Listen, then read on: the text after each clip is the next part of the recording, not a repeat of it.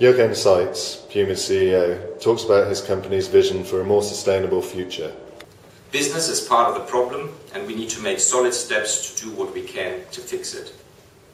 We at Puma feel ultimately responsible to neutralize the poor print we leave on the planet as a company, to find innovative solutions that no longer deplete resources by offering closed-loop systems and through offsetting programs give back to the environment what we have taken. Today we are announcing that Puma will reduce carbon, energy, water and waste by 25% and develop 50% of its international product collections in footwear, apparel and accessories according to best practice sustainability standards by 2015. To meet these ambitious goals, we've laid out clear targets to be reached over the next 5 years. Our focus during this period is on sustainable environmental practices in our offices, our products and packaging, our supply chain and our retail stores. For Puma, this is a very long-term commitment. And I'm proud to say that we've already taken some solid steps in working towards being a more sustainable company.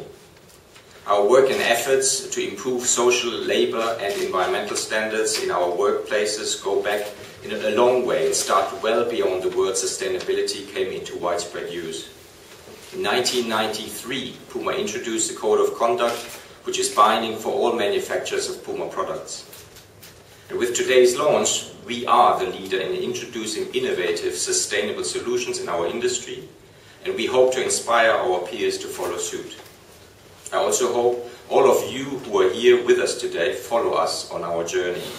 At times, it will be a difficult journey, but ultimately a very rewarding one for us because we know that our vision, the Puma vision, and our credo for being fair, honest, positive and creative is being honoured. Thank you. Sam Bond, DD.net. You've mentioned targets to make 50% of your products meet certain sustainability standards within the next 5 years. Obviously, this is admirable. Can you tell us what the obstacles are to making that 100%? You know, it depends on a lot of things.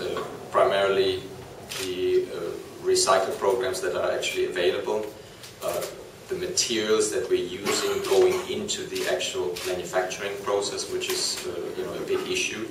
I'll just give you an example. If you take rubber and try and make rubber sustainable, it's not an easy one, and that's in terms of weight a big part of a shoe.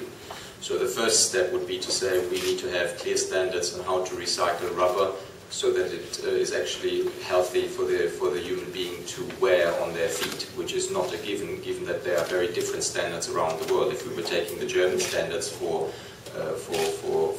rubber use in tires, it would actually be okay. If we take other standards, it wouldn't. So given that there's no one standard for rubber in itself, which is a key ingredient in our product, we cannot go further. So it's really a restriction which we have to base upon ourselves, given the today's technology and recycle programs and material know-how that is available. I would say over time this should go to 100%, but we want to set objectives that we feel are achievable with what we know today. And hopefully technology will, and innovation in every area, including design, will help us to take a step further after 2015, hopefully quicker.